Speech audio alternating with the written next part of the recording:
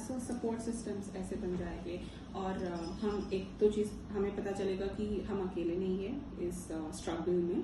दूसरा, even if somebody does not understand कि आपके दिमाग में क्या चल रहा है, आपके लाइफ में क्या चल रहा है, if you start talking there is the space for listening और ऐसे एम्पैथी कल्टिवेट हो जाएंगे और एम्पैथी से there I think a lot of change can happen.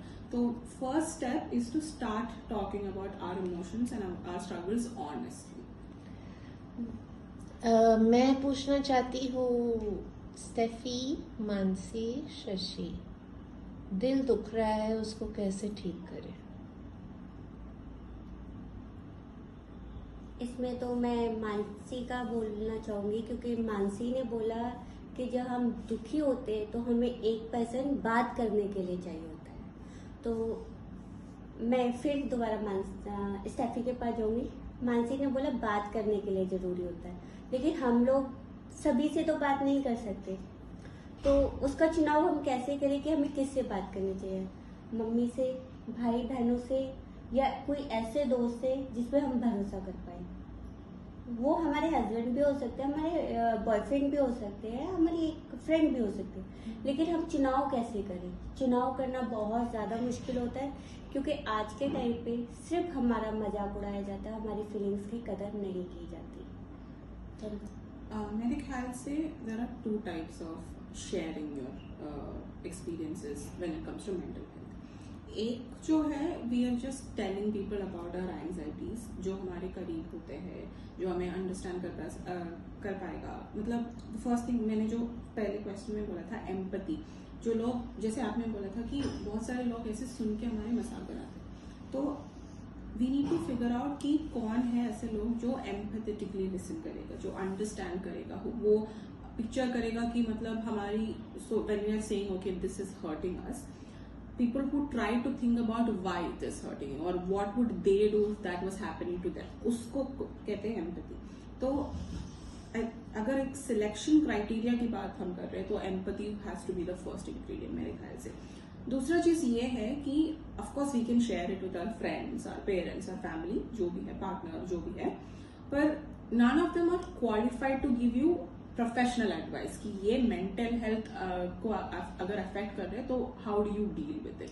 तो उसके लिए there are counselling psychologist, there are other clinical psychologist, psychiatrist, तो उनके पास जाना चाहिए, क्योंकि if you need professional support on how to handle these thoughts.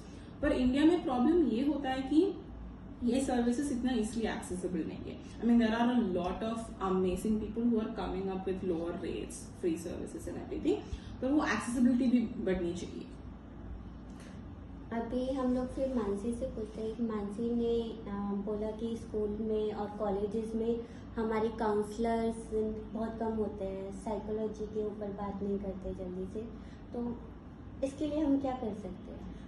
मेरे हिसाब से इसके लिए एक सबसे बड़ी चीज़ है कि हमें जो बच्चे हैं स्कूल और कॉलेजेस में, उनको ही एम्पावर करना होगा, उनको ही ट्रेनिंग देनी होगी कि वो पीयर्स को सपोर्ट कर सके, अपने पीयर्स को। जैसे स्टेफी ने कहा, एम्पैथी क्या होता है?